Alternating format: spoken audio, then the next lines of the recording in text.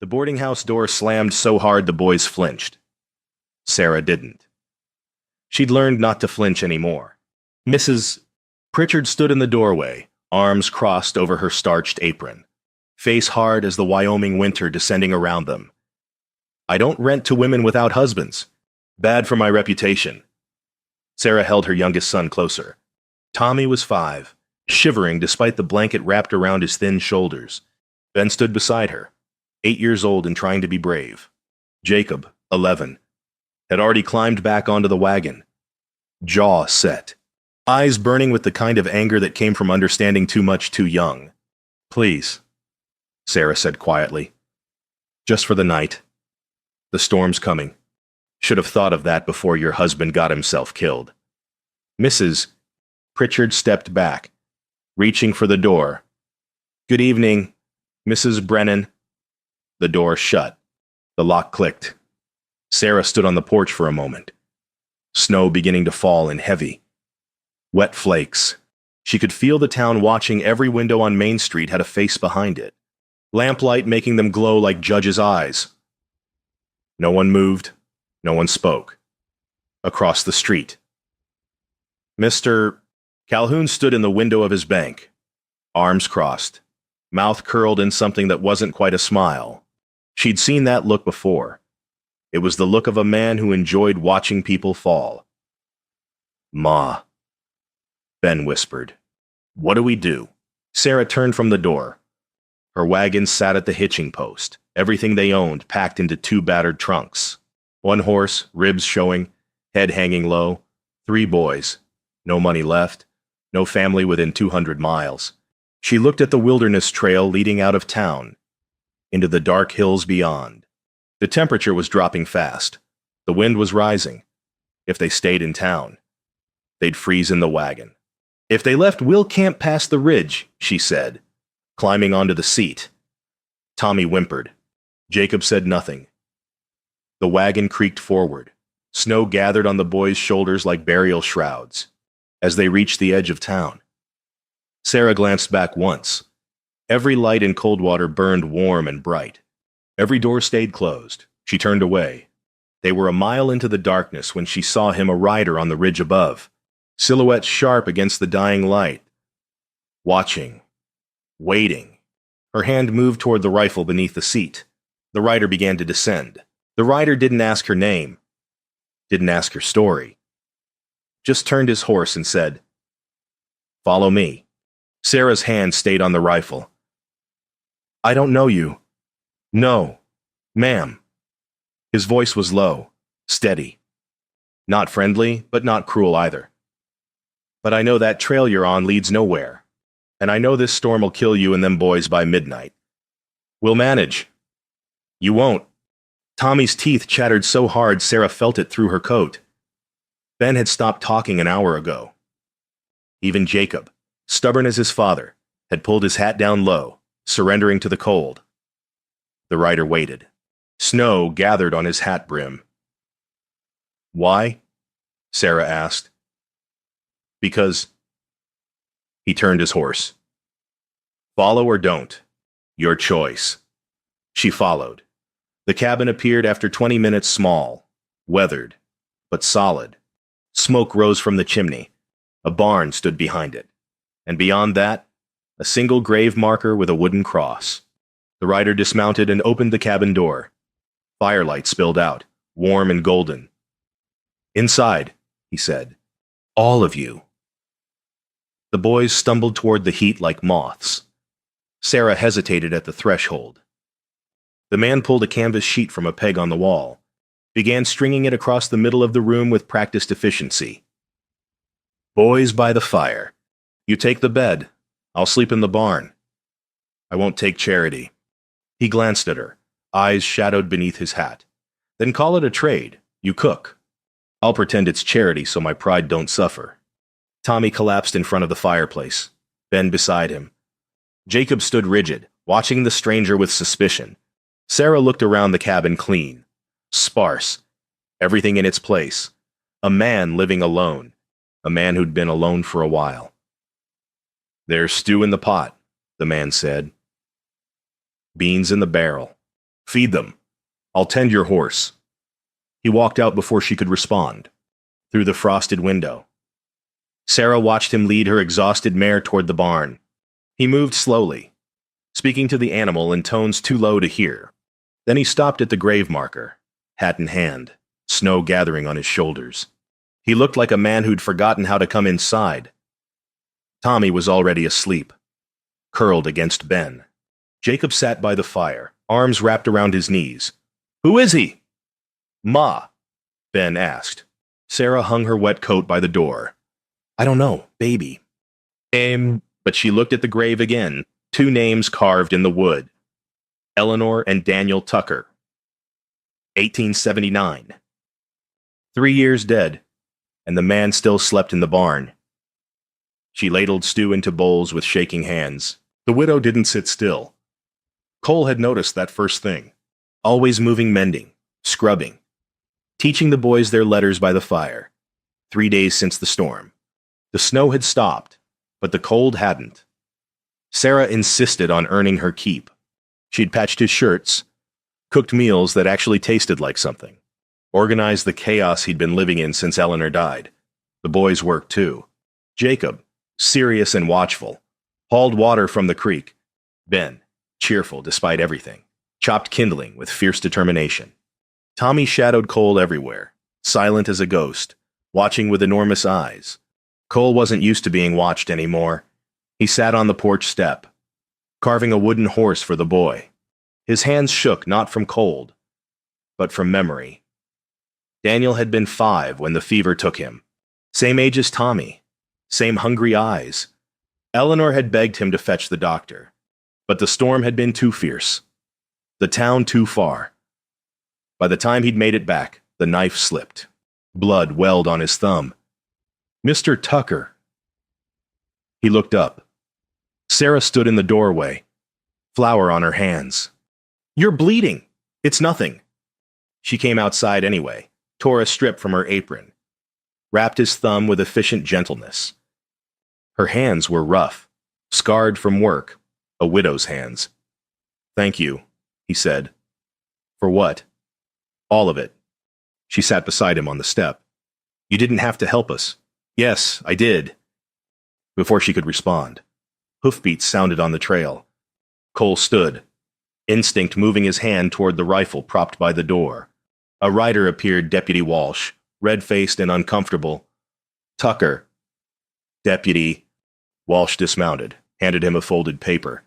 "From the church council. Reverend Mills and Mr. Calhoun want you to know.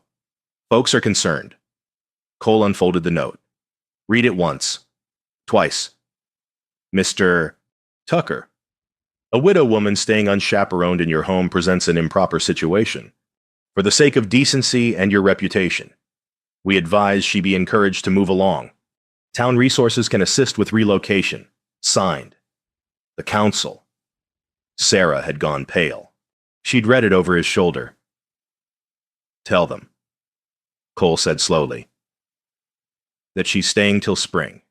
Walsh shifted uncomfortably. "Cole, they're serious. Calhoun's got influence. He can make trouble." "Tell them." The deputy left. Cole crumpled the note in his fist. Sarah's voice was quiet. "I won't let them ruin you for helping us. They already ruined me, ma'am, 3 years back." He looked at the grave. This might be the first thing I done right since that afternoon." Cole began framing an addition 2 walls extending from the cabin's east side. Jacob appeared beside him, holding a hammer. "What's this for?" "Reckon you boys need a proper room. Can't sleep on a floor forever." Jacob studied him. "Why are you doing this?" Cole drove a nail home. "Because you're here, and you need it." The boy picked up a board without another word. By sunset, the frame stood skeletal against the sky. Sarah watched from the window, one hand pressed to the glass. Cole didn't look back, but he felt her watching, for the first time in 3 years. The weight on his chest lifted just enough to breathe. The addition rose slow, 1 log at a time, 1 nail driven true. Like trust. Cole figured, built in inches. December bled into January. The work continued. Jacob learned to notch logs, measure twice, cut once. Ben fetched tools, singing songs Sarah taught him. Tommy held nails, handed them up like precious offerings. Cole taught them to track rabbit, read weather, split wood without wasting motion. Sarah taught him to read slow progress. Embarrassing at first, but she never mocked him. Just pointed to words in her husband's Bible, patient as sunrise. The Lord is my shepherd. Cole read haltingly one evening. I shall not want. Good, Sarah said. Again. The boys were asleep behind the canvas divider. The fire burned low. Her shoulder touched his. He read it again. Outside. The wind howled. Inside. Something warmer than fire had begun to grow. But the town hadn't forgotten. They arrived on a bright Saturday, 4 men on horseback. Mr. Calhoun led them, flanked by Reverend Mills and 2 stone-faced elders. Cole met them in the yard, Jacob and Sarah watching from the porch. Tucker. Calhoun smiled, cold as the snow. We're here as friends. Concerned friends. That's so. This situation. Calhoun gestured toward Sarah. It reflects poorly. On you. On the church. We're asking respectfully that you reconsider this arrangement. Cole said nothing. Reverend Mills cleared his throat. Brother Tucker, we understand Christian charity, but a man alone with a woman, the appearance of impropriety. She's a widow with 3 children. Cole said flatly. Where do you propose they go? The county has resources. Orphanages, no. Sarah stepped forward, voice shaking. You will not take my boys. Calhoun's smile widened. Mrs. Brennan, no one wants to take your sons, but without property, without means. The county has authority. She's under my protection. The words came out harder than Cole intended. The men exchanged glances. Your protection. Calhoun leaned forward in his saddle. Tucker, let's be plain. Your land has valuable water rights. Some might say you're exploiting this woman's situation to claim her late husband's mining shares. Some might question your motives.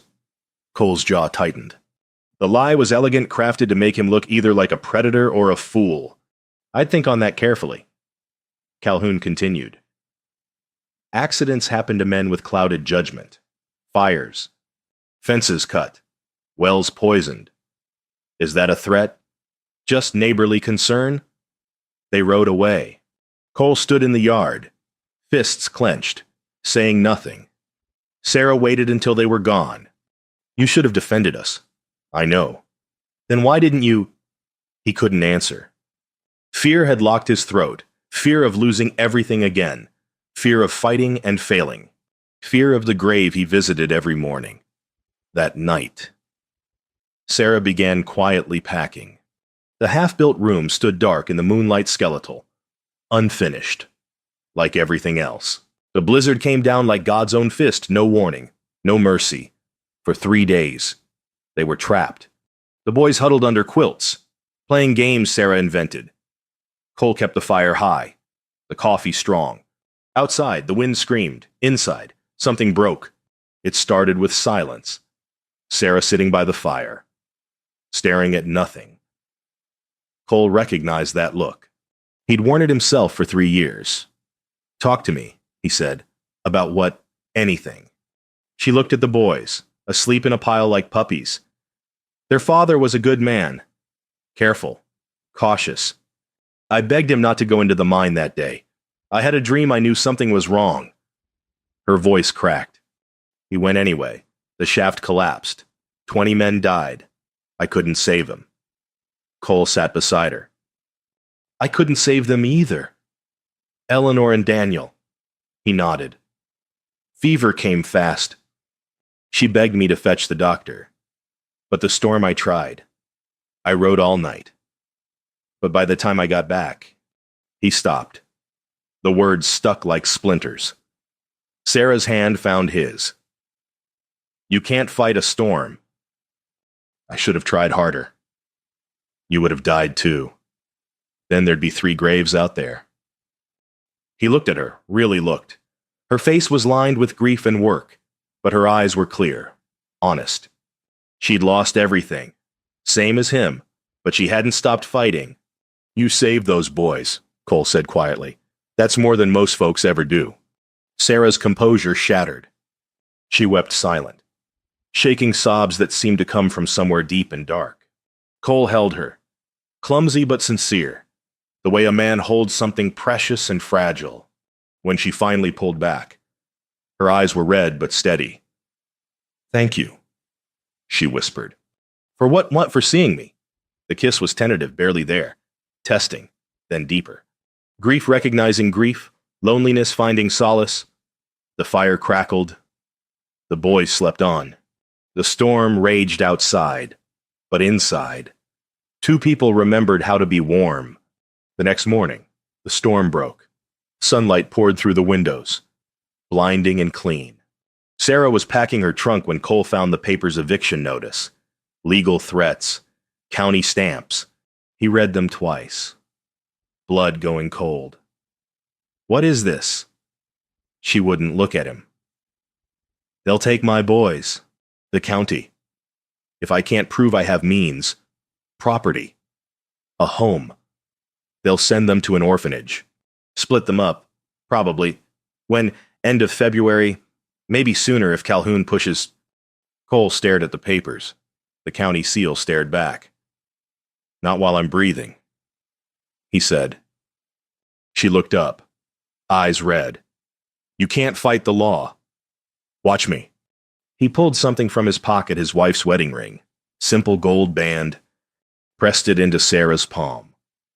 Wear it. In town. Let them think what they need to think. You're under my protection, legal or not. Cole. I mean it. You and those boys.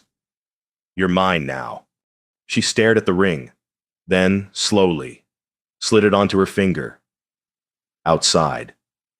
The snow began to melt. Spring was coming, but the fight wasn't over. She shouldn't have come to town. But they needed supplies, and Cole said it was time to face it down. He was wrong. The town hall was packed every family, every busybody, every soul in cold water who had nothing better to do on a Sunday afternoon than judge their neighbors. Sarah sat in the back, the ring heavy on her finger. Cole stood near the front, hat in hand, face unreadable.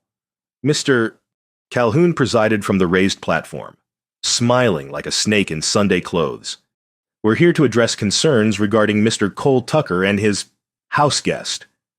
Murmurs rippled through the crowd. It has come to our attention, Calhoun continued, that Mr.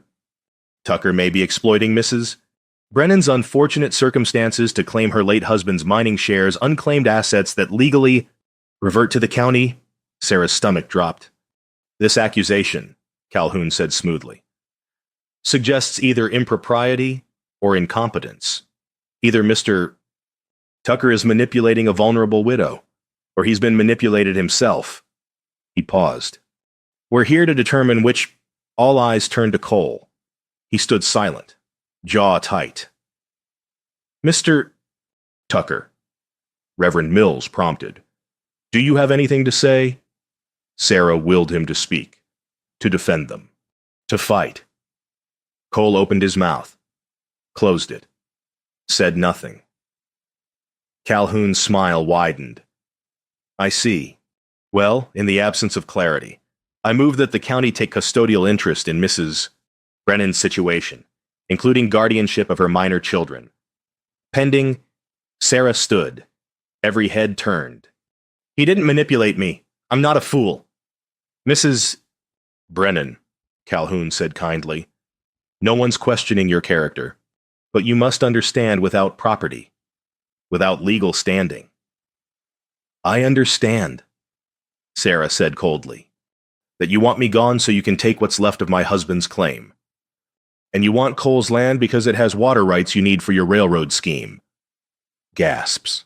Calhoun's face darkened. Careful, ma'am. or what you'll ruin me you already have. She walked out. The door slammed. Outside. She heard women whispering, always knew Tucker was weak. Couldn't even save his own family. The words cut deeper than the cold. She didn't wait for Cole. Climbed onto the wagon. Drove back alone. When she reached the cabin, she removed the ring, placed it on the table, packed by lantern light. Woke the boys at dawn. Ma. Ben rubbed his eyes. What's happening? We're leaving. Why? Tommy whispered. Because. She couldn't explain it. Couldn't say because he didn't fight for us. Jacob appeared in the doorway, already dressed. His face was stone. Where's Mr. Tucker? I don't know. He let them talk about you like that. He just stood there. I know, baby. I hate him. Sarah pulled him close. No, you don't. I do. She didn't argue. She finished packing, hitched the horse, loaded the boys. Cole appeared as the sun rose standing in the cabin doorway, face hollow, hands empty. He didn't call out, didn't chase them, just watched as the wagon rolled away into the cold morning light. Sarah didn't look back. Behind them, the half-finished room stood empty, unfinished. Like every promise he'd made, the grave didn't answer. Cole hadn't expected it to, but he talked anyway, because the silence in the cabin was worse. I failed you, Ellie. His voice was hoarse. Failed Daniel. Now I failed them too. The whiskey bottle sat beside him half empty. He hadn't touched liquor since Eleanor's funeral, but tonight, the weight was too much. I'm a coward. You married a coward. The wind answered, nothing else. He thought about leaving packing up, riding west, disappearing into the mountains where men went to die slow and forgotten. It would be easier, cleaner. Then he thought of Tommy's face, Ben's songs, Jacob's anger, Sarah's hands in his. He thought of them huddled in some freezing shack, Sarah working herself to death while the county circled like wolves. I don't know how to fix this, he told the grave. Hoofbeats interrupted. Cole looked up, vision blurred. Old Moses dismounted blacksmith friend, the only man in Coldwater who'd never judged him. Moses was 60, black as midnight, strong as iron. He'd been a slave once, 40 years ago. He understood cowardice and courage. You done feeling sorry for yourself? Moses asked. Not yet. Well, hurry up. We got work to do. Cole stared at him. What work? Moses pulled a folded paper from his coat. This. He handed it over. A land deed. Moses' own property, 40 acres. Free and clear. What am I supposed to do with this? You're supposed to give it to her. Make her a landowner. Legal. Then you're supposed to stand up in front of that whole damn town and dare them to do something about it. Cole's hands shook. I can't. You think Eleanor would want you hiding? Moses' voice was sharp. You think she'd want you letting them boys freeze while you sit here drowning? I didn't save her. No. Moses grabbed his shoulder. You didn't. And you can't. She's gone. Cole. Daniel's gone. But Sarah's alive. Them boys are alive. You can save them. What if I fail again? Then you fail fighting. That's better than dying on your knees. Cole looked at the deed, then at the grave. Eleanor's voice whispered in memory. Be brave, love. He stood, wiped his face. Where is she? Old Line Shack, 5 miles north. She take me back. Only one way to find out. Cole saddled his horse, rode to the county office in the dark. The clerk looked up, startled. I need to file a transfer, now. It's past midnight. Now. He signed the papers slow, careful, the way Sarah had taught him. His name in unsteady letters. Legal. Binding. You sure about this? Tucker, the clerk asked. Never been more sure of anything. He rode north. The stars were bright. The air was cold. His heart pounded. Sarah's face filled his mind fierce, beautiful, broken. I'm coming, he whispered. The horse ran faster. Cole Tucker hadn't been inside a church since they buried Eleanor and Daniel. He walked in now like a man with nothing left to lose. The pews were full Sunday service, every soul in Coldwater present. Reverend Mills stood at the pulpit, mid-sermon about charity and judgment. Cole's spurs jingled in the silence. Every head turned. Calhoun half rose from his seat, face darkening. Tucker, this is— Shut up, Calhoun! Gasps. The Reverend froze. Cole walked down the center aisle, boots loud on the wooden floor. He stopped at the front, turned to face the congregation. You want to judge Sarah Brennan? His voice carried. Judge me. I asked her to stay. I built her a home. If that's improper, then your God and mine ain't acquainted. Mr. Tucker, Reverend Mills stammered. This is hardly the place. Cole pulled papers from his coat, held them high. This is a land deed, 40 acres, water rights included. Transferred legally to Sarah Brennan. He met Calhoun's eyes. She's a property owner now. Her boy's got a home. Legal. Binding. Any questions? Calhoun stood, face purple. You're a fool. Tucker, you just signed away your future for a woman who— for family. Cole's voice was steel. Something you wouldn't know about. Calhoun, you just know property, and people ain't property. This is an outrage. You're right. Cole stepped closer. It is an outrage. That you turned a woman and 3 boys out in a blizzard. That you schemed to steal what little they had left. That you all sat in your warm houses and called it righteousness. Silence. Heavy. Suffocating. She's worked harder than half of you. Bled for every inch. I'll stand with her till the ground takes me. He looked around the church. Any man here got issue with that. Step forward now. No one moved. Then old Moses stood.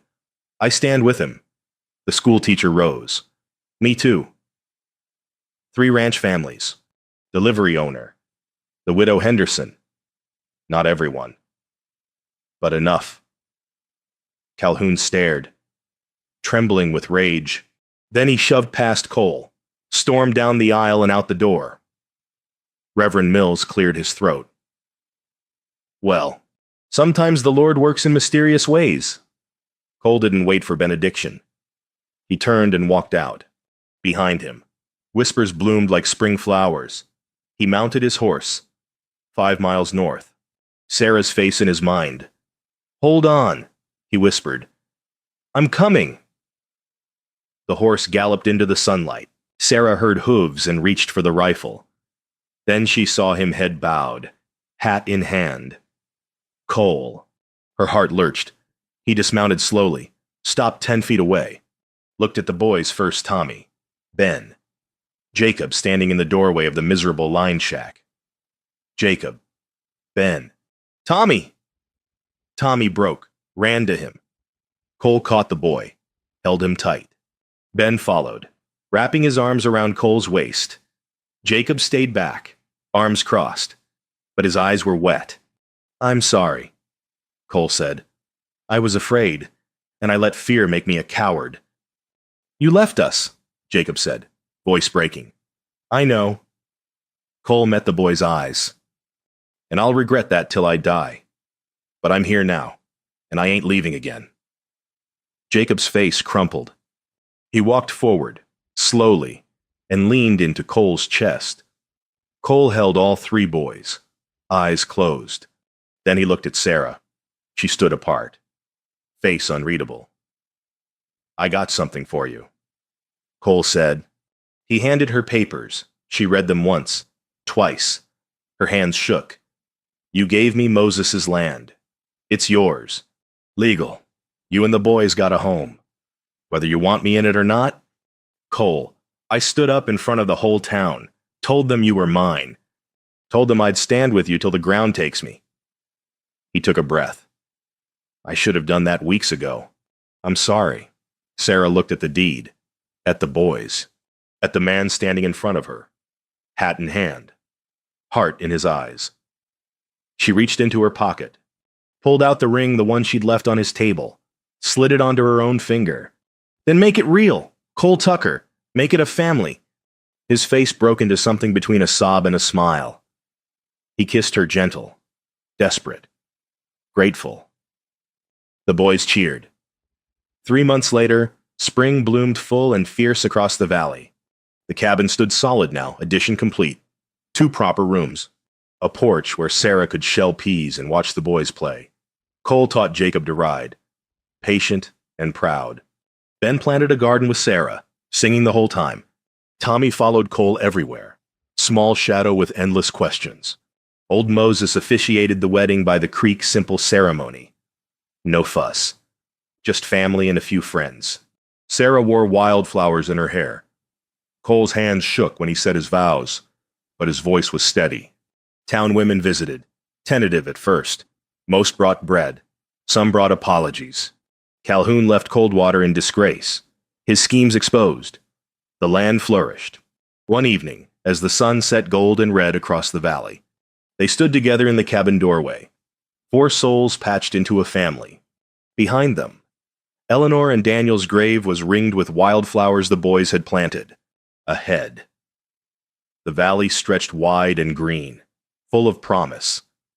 Cole's hand rested on Jacob's shoulder. Sarah held Tommy, who clutched the wooden horse Cole had finally finished. Ben grinned, barefoot in the grass, chasing fireflies. "You ready?" Sarah asked, squeezing Cole's hand. Cole looked at his family, and felt the weight lift. 3 years of grief, 3 months of fear, all of it washed clean by the simple act of choosing love over silence. "I'm home," he said. Sarah smiled. "So are we." The sun dipped below the mountains. The valley glowed. Somewhere in the distance, a meadowlark sang. They walked inside together. The door closed soft behind them. Home wasn't a place you found, Cole thought. It was a place you built one hard day, one brave choice at a time.